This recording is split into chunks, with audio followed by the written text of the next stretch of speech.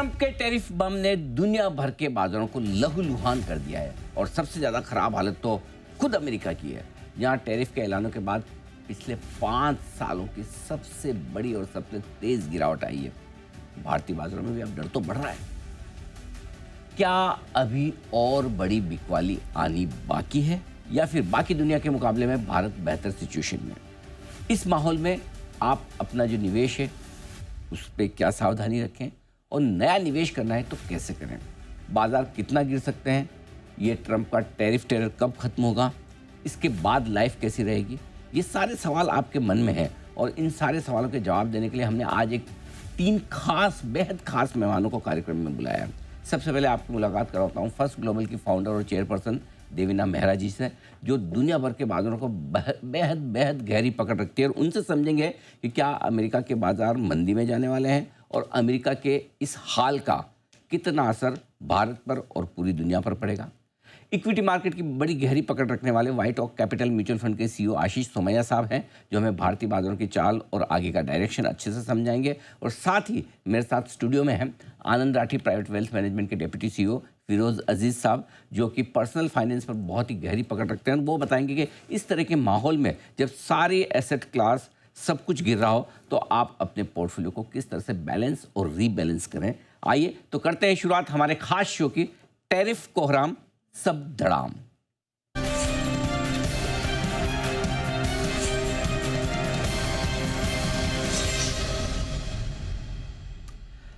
देवीना जी good morning. शुरुआत आपके साथ करता हूं। अब तक तो हमने यही सुना था कि जब अमेरिका को जुकाम होता है तो हमें टाइफाइड हो जाता है। इस बार टाइफाइड अमेरिका को होता दिख रहा है। क्या लगता है आपको, ये सब जो हो रहा है टैरिफ वॉर, अमेरिकी बाजार मंदी में जाने को तैयार हैं? क्या बेयर मार्केट वहाँ शुरू हो सकता है? और यदि हाँ तो फिर पूरी दुनिया पर और भारत पर क्या असर पड़ेगा, ये समझाइए। आपने प्रोग्राम का टाइटल ठीक रखा है अनिल जी की जी कोहराम मचा दिया ट्रंप जी ने। Thank you. और जब वो जीते ही थे नवंबर में, तभी मैंने लिखा था कि जो लोग ये बोल रहे हैं कि ट्रंप जी के आने से ऐसा होगा शेयर मार्केट, वैसा होगा बॉन्ड मार्केट, राइट। वो कुछ नशा कर रहे हैं क्या, क्योंकि यही नहीं मालूम कि वो ट्रंप सरकार करेगी क्या, तो आगे की आप उसका इम्पैक्ट कैसे बता रहे हैं। जी। तो अब तक दिनों जो उन्होंने किया है, ये तो मैं कहूँ तो इब्तदाई है, तो अभी मालूम नहीं कि आगे और क्या क्या होता है। बिकॉज एक तरह से इन्होंने ये पहला पासा फेंका है।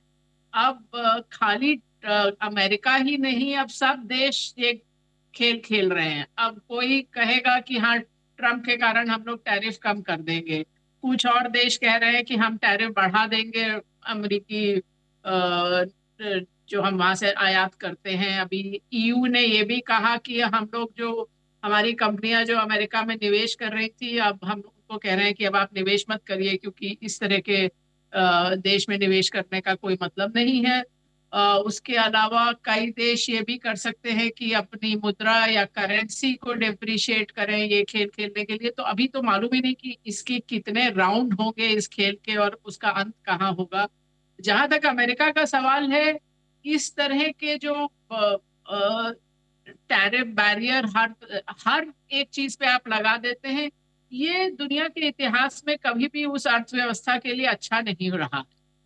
तो ये और ऐसे ही कुछ टैरिफ 1930 में भी लगाए गए थे, जो और उसके बाद तो डिप्रेशन गहराया ही था। तो ये कोई साधन नहीं है जिससे अमेरिका की अर्थव्यवस्था अच्छी हो जाएगी। और अच्छा होने का भी क्या है, क्योंकि वहाँ अभी जहाँ तक बेरोजगारी की दर है वो तो बहुत ही कम है। तो आपका ऐसा भी नहीं कि लोगों के पास नौकरियां नहीं है, तो आपको वहाँ मैन्युफैक्चरिंग लगाकर नौकरी लानी है। तो इसका और दूसरी बात, जहां तक बाजार की बात है, अब अफ्रीकी बाजार पिछले 10-12 साल से बहुत आउट परफॉर्म कर रहे थे। आप पूरी दुनिया के बनस्पत देखें तो ये तो मेरे दिमाग में था ही कि कभी ना कभी वो खत्म होगा आउट परफॉर्मेंस, और ये सब चीजें करने से शायद वो आउट परफॉर्मेंस का अंत ज्यादा करीब ले आया है। तो हमारा जो हर तिमाही पे हम लोग रीबैलेंस करते हैं, तो पिछली तिमाही पे मतलब जनवरी में जब रीबैलेंस किया था अपना ग्लोबल फंड, तो हमने अमेरिका को थोड़ा अंडरवेट किया था, कुछ फिक्स इनकम बढ़ाया था, कुछ यूरोप बढ़ाया था, चाइना पे ओवरवेट है, भारत पे थोड़ा सा ओवरवेट है।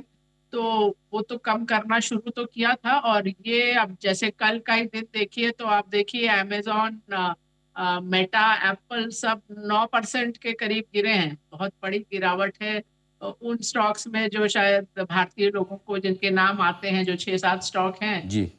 उसमें एक माइक्रोसॉफ्ट को छोड़ के जो आई थिंक 2-2.5% गिरा, बाकी सब में तो बहुत गिरावट रही। करेक्ट। हम्म। तो ये अगर इसी रास्ते वो चलते जाएंगे तो मुझे तो लगता है कि वो अमेरिकी अर्थव्यवस्था को हिला देंगे, जो विश्व की व्यवस्था को ही हिला देंगे। आप अर्थव्यवस्था हम्म। तो एक तरफ जानते हैं, अब जो 80 साल से पोस्ट वर्ल्ड वॉर एक तरह से दुनिया चल रही थी, उसकी ही नींव हिला दी है। जी, जी, बिल्कुल ठीक बात है। तो पूरी दुनिया को और अमेरिका को विशेष तौर पर ट्रम्प साहब ने हिलाया अपने ऐलानों से, और दिक्कत वहाँ ज़्यादा है। लेकिन भारतीय बाज़ारों का क्या? आशीष सर, ये समझाएं कि दिक्कत तो जैसा देवीना जी भी कह रही है कि सबको आने वाली है, हमें भी आएगी, लेकिन क्या कम आएगी हमें? और क्या हम बच पाएंगे, संभाल पाएंगे? ये बड़ा सवाल है। तो भारतीय बाज़ारों पर क्या असर देखते हैं आप इसका? अनिल सर, एक्चुअली देखिए, एक तरफ से अमेरिका का बाजार, जैसे देवीना मैडम ने बताया, 12-13 सालों से सारे इमर्जिंग मार्केट्स को आउट परफॉर्म कर रहा था, और पिछले 3-4 साल में भारत का अच्छा परफॉर्मेंस रहा, इसलिए इसका असर हमको शायद नज़र नहीं आया। लेकिन 12-13 सालों से इमर्जिंग मार्केट के मुकाबले अमेरिका बहुत बढ़िया कर रहा था। और इसके साथ-साथ ये होता है कि भाई यूएस का डॉलर स्ट्रांग होने लगता है, वो एआई की वहाँ पे रैली चल रही है, पैसा अमेरिका की तरफ जा रहा है, इमर्जिंग मार्केट्स में बिकवाली हो रही है, करेंसी पर प्रेशर, मार्केट का खराब परफॉर्मेंस।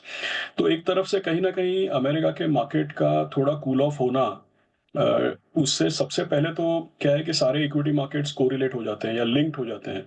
तो अगर उनका मार्केट गिर रहा है, तो साथ ही साथ ग्लोबली भी मार्केट्स में वीकनेस बनने का कारण बन जाता है। क्योंकि अगर जो 70% वर्ल्ड का 70% मार्केट कैप है, दुनिया भर के इन्वेस्टर्स का पैसा सबसे ज़्यादा वहाँ पे लगा हुआ है, हम तो 3-4% हैं। तो अगर वर्ल्ड का 70% जो मार्केट कैप है, वो अगर दिन में 2-2, 3-3% गिर रहा है और आगे गिरने की और आशंका है, तो वर्ल्ड का जो इक्विटी मार्केट है, वो एटलीस्ट कम से कम एक शॉर्ट टर्म के लिए तकलीफ में रहेगा।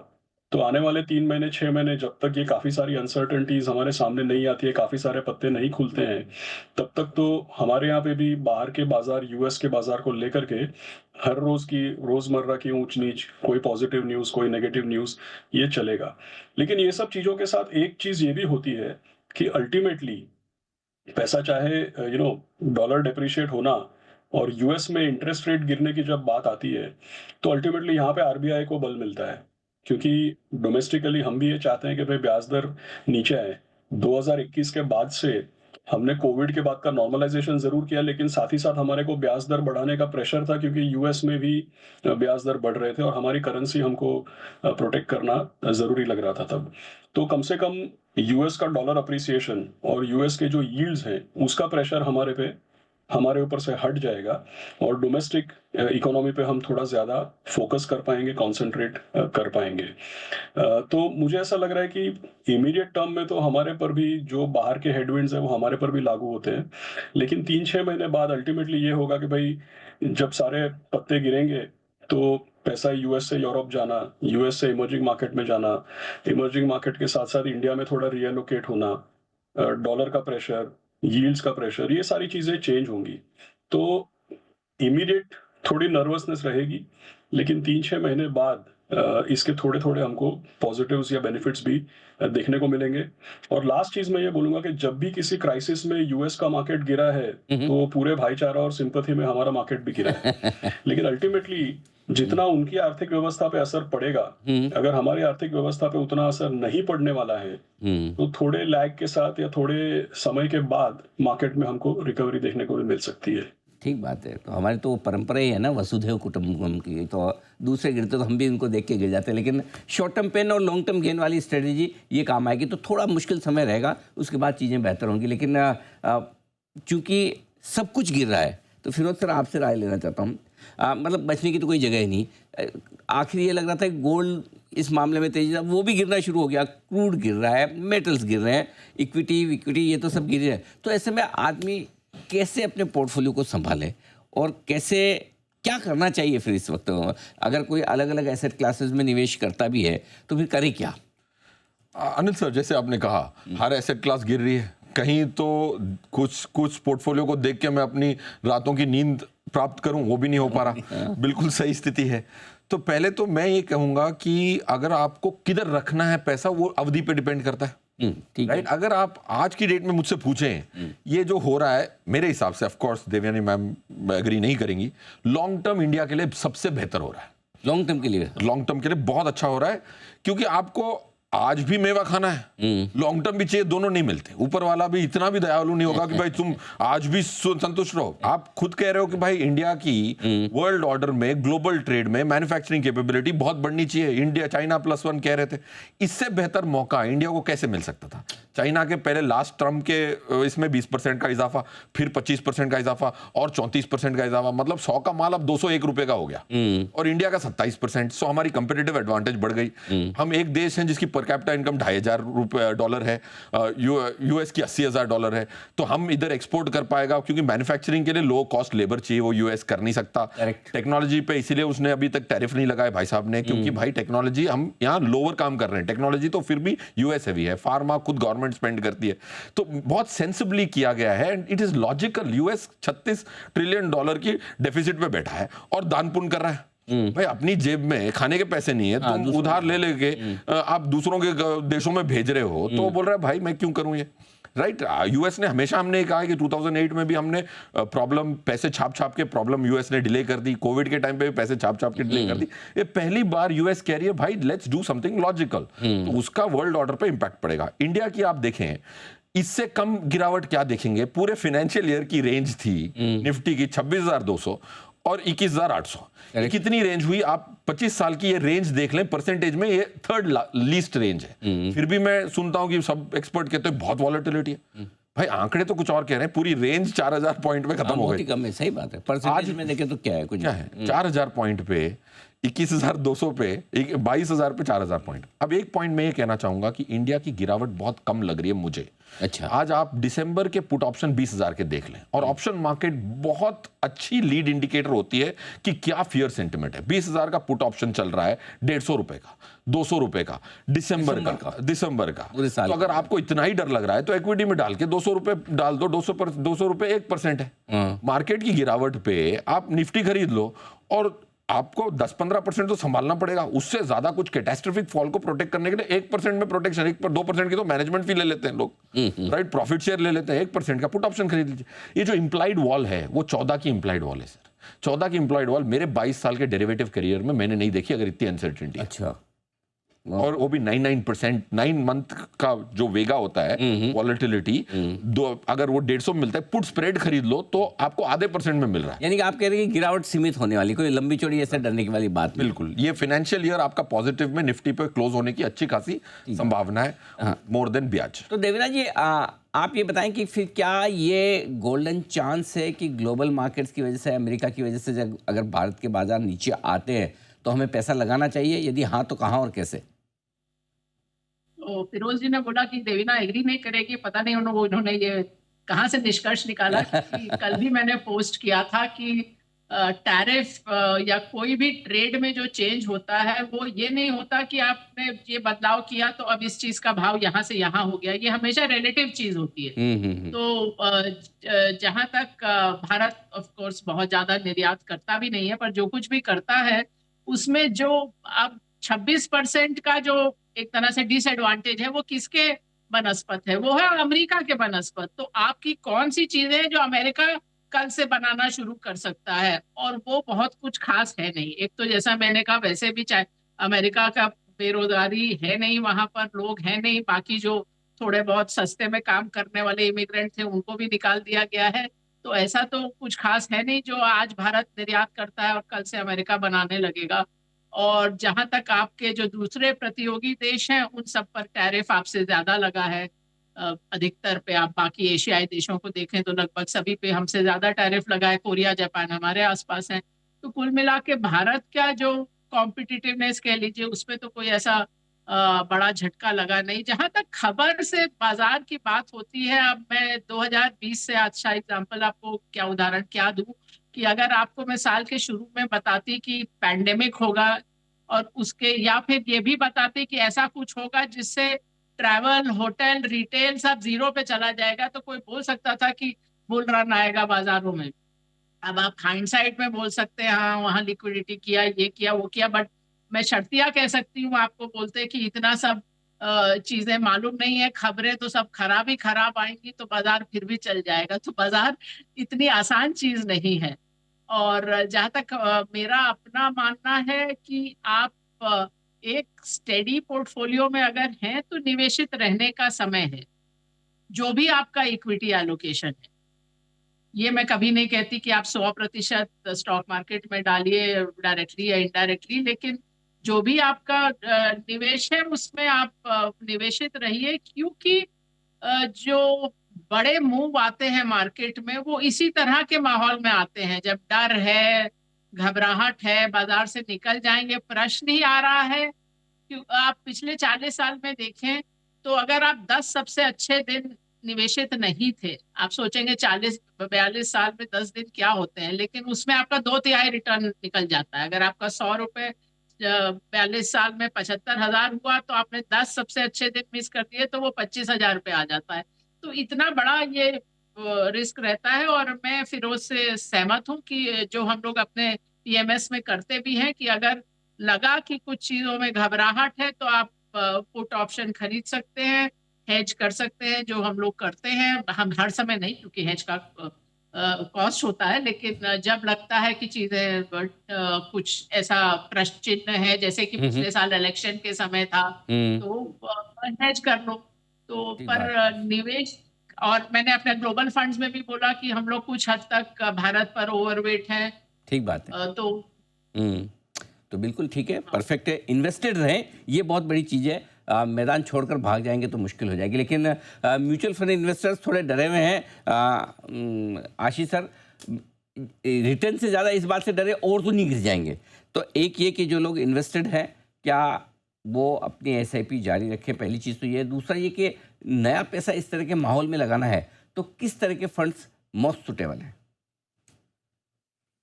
सुनील सर, एसआईपी तो किसी भी समय में ऐसे माहौल में खास करके एसआईपी तो कंटिन्यू करनी चाहिए, क्योंकि बहुत जाहिर सी बात है कि भाई अगर जब निफ्टी 26,000 पे था तब तो सब खुशी खुशी अपनी एसआईपी कंटिन्यू कर रहे थे और नई एसआईपी भी रजिस्टर कर रहे थे। तो कभी न कभी ऐसा दिन आएगा मार्केट में, वही एक कारण होता है जिसकी वजह से हम एसआईपी रेकमेंड करते हैं। तो 26,000 पे अगर एसआईपी खुशी खुशी लगा रहे थे तो 22,000 पे क्यों नहीं लगाएंगे? मतलब उसका कोई मतलब ही नहीं बनता एक्चुअली, पहली बात।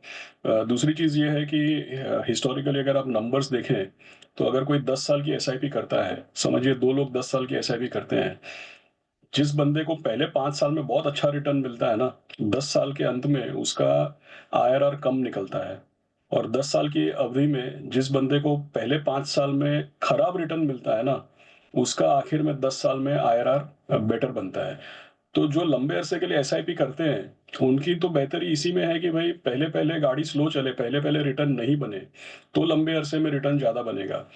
हम ये थोड़े चाहते हैं कि हम एसआईपी लगाना शुरू करें और मार्केट ऊपर ही ऊपर चले, एनएवी चलता रहे और हमको यूनिट्स की एलोकेशन कम मिले, ये नहीं चाहते हैं हम। तो कोई भी जो लंबी अवधि के लिए एसआईपी करता है, अगर शुरुआती तौर पे एनएवी नीचे रहती है, पूरा पैसा लग जाता है और बाद में अगर एनएवी बढ़ती है तो उनका फायदा होता है एसआईपी में। हम हमेशा बोलते हैं slow start is a good start, क्योंकि आईआरआर उसमें बेटर बनता है एसआईपी में। दूसरी चीज, किस तरीके के फंड्स में लगाना चाहिए, तो मेरा मानना यह है कि भाई आने वाले 3-6 महीने बार बार ये न्यूज आएगी, तो कभी एक कदम आगे कभी एक कदम पीछे। तो जिसको भी नया पैसा लगाना है, मेरा पर्सनल ओपिनियन है कि भाई बहुत ज्यादा जल्दी में नहीं रहे। कोई ऐसे ट्रेन या बस नहीं छूट जाने वाली है आपकी आने वाले 3 महीने 6 महीने में। तो सिस्टमैटिक ट्रांसफर करना चाहिए, जैसे आप लिक्विड फंड या आर्बिट्राज फंड में पैसा रखिए और हर 15 दिन का इंस्ट्रक्शन दे दीजिए कि भाई धीमे धीमे पैसा इक्विटी में मूव होना चाहिए। और ये अभी कोई थीम्स वगैरह पे भी अपना नेक स्टिक आउट करने का समय नहीं है। जो डाइवर्सिफाइड फ्लेक्सी कैप फंड्स तरीके के फंड्स होते हैं, किसी भी फंड का बहुत ज़्यादा टिल्टेड है कि भाई हमारा इंडस्ट्रियल में बहुत एक्सपोजर है, एक्सपोर्ट ओरिएंटेड ज़्यादा है, या हम डोमेस्टिक पे कॉल ले रहे हैं, या हमको लग रहा है फार्मा ही चलेगा, आईटी नहीं चलेगा, ऐसा कोई एग्जैजरेटेड कॉल लेने का ये समय नहीं है, क्योंकि बहुत सारी चीज़ें अनसर्टन है। तो 3-6 महीने में पैसा लगाइए, सिस्टमैटिक ट्रांसफर करिए और ज़्यादातर जो डाइवर्सिफाइड फ्लेक्सी कैप फंड्स होते हैं उसी में निवेश करना चाहिए। ठीक बात है, डाइवर्सिफाइड फंड में पैसा लगाएं, ये ज़्यादा बढ़िया है। लेकिन अलग अलग एसेट क्लासेस में भी एक्सपोजर चाहिए। तो फिरोज सर, इस लिहाज से कहाँ पैसा लगाना ठीक है और किस तरीके से, ये समझाइए। अनिल सर, मेरे हिसाब से इक्विटी, एटलीस्ट लॉन्ग टर्म पैसे की इक्विटी को बिल्कुल नहीं छोड़ना है, छेड़ना ही नहीं है। देवेंद्र मैम ने कहा 60-65% आप एटलीस्ट लॉन्ग इक्विटी रखें। ठीक है, अगर आपका 3-4 साल का भी पैसा हो, मैं लॉन्ग प्लस व्यू है अगर, तो 3 से 5 साल का व्यू, 65%, 2/3 इक्विटी में मिनिमम होना चाहिए मेरे हिसाब से। सेकंड, आपको अगर आपके पास कम फंड हैं, कम पैसे हैं, जो काफ़ी लोग जो स्टार्ट कर रहे हैं, उनको मैं कहूँगा कि मल्टी कैप फंड रखें। मल्टी कैप फंड इसीलिए रखना चाहिए क्योंकि 25% मेरे हिसाब से बहुत जल्दी से स्मॉल कैप, मिड कैप में भी वैल्यूएशन के आधार पे काफी सारे स्टॉक मिलेंगे। अगर एक बंदे को, एक फंड मैनेजर को सिर्फ 25% लगाना है ना, उसको उतने तो स्मॉल कैप मिल जाएंगे कि एक फंड अगर 10,000 करोड़ का भी हो, 2,500 करोड़ की आइडियाज मिलने की बहुत अच्छी गुंजाइश हो गई है स्मॉल कैप में, जो 250 स्टॉक्स क्रैक करते हैं। तो मल्टी कैप मेरी फेवरेट कैटेगरी होगी अब। पहले मैं लास्ट टाइम जब आया था मैं फ्लेक्सी कैप कह रहा था, अब इतनी पिटाई होने के बाद मिड कैप और स्मॉल कैप में एक अच्छा फंड मैनेजर जरूर अपने 25% लगा सकते हैं। मल्टी कैप 65% इक्विटी, जैसे आप लास्ट ईयर देखें हमारे क्लाइंटों की एवरेज रिटर्न हम कैलकुलेट करते हैं 9.25% आई है, राइट। ऐसे साल में जहां पिटाई हुई है, अगर आप मेरा नेट सेल्स को AUM ग्रोथ से देखेंगे तो ऐसा मैं कैलकुलेट करता हूँ बैकवर्ड्स 9.2% की एवरेज रिटर्न है आनंद राठी क्लाइंट की। तो मैं ये कह रहा हूँ कि जो भी इकोनॉमी हो रही हो, जो भी खबरें आ रही हो ना, एक निवेशक को वो इकोनॉमी से अपने पोर्टफोलियो में, इंडिया सबके लिए वही है, US की इकोनॉमी सबके लिए वही है, बट AC इंडिया में एक पोर्टफोलियो होगा जो -20 भी होगा, एक पोर्टफोलियो होगा +20 भी होगा। वातावरण सबका सेम है। So what will matter is what's your positivity, what are you buying, when are you buying, whether आप अपने जज्बात को कंट्रोल कर पा रहे हैं। नहीं, मेरी तो हमेशा यही विनती रहेगी कि जज्बात को काबू में रखें ऐसे समय में। सर हो नहीं पा रहा ना, ट्रम्प साहब के स्टेटमेंट और ट्वीट हर रोज रात को आ जाते हैं। अभी कल को लगा कि उन्होंने डाला था ट्वीट की फ्राइडे है, हमें लगा गोल्फ खेलने जा रहे हैं, अचानक सुबह सुबह वो वापस स्काई न्यूज़ ने कहाँ से डाल दिया। जल्दी से फार्मा पे आना, एक बेचारा अकेला कल फार्मा मजबूत था, आज उसकी भी हालत खराब। अनिल सर की तो पगार US से भी आनी चाहिए। हाँ, सीरियसली, मतलब ट्रम्प साहब तो कहीं ऐसा ना लगे हम पे टैक्स लगा लें कि हमारे दम पे ही तुम्हारे न्यूज़ चैनल चल रहे हैं, ये ना हो जाए, बस वो टैरिफ ना आ जाए। बट धन्यवाद आपका फिरोज सर, आशीष सर और देवीना मैम, आप तीनों का बहुत बहुत शुक्रिया। आपने बहुत अच्छी तरीके से समझाया कि इस तरह के बाजार में किस तरह से आप अपनी इन्वेस्टमेंट को अप्रोच करें और किस तरह से बने रहें, डटे रहें। Thank you so much. जल्द आप सबसे फिर होगी मुलाकात इस खास शो में। आज के लिए इतना ही, नमस्कार।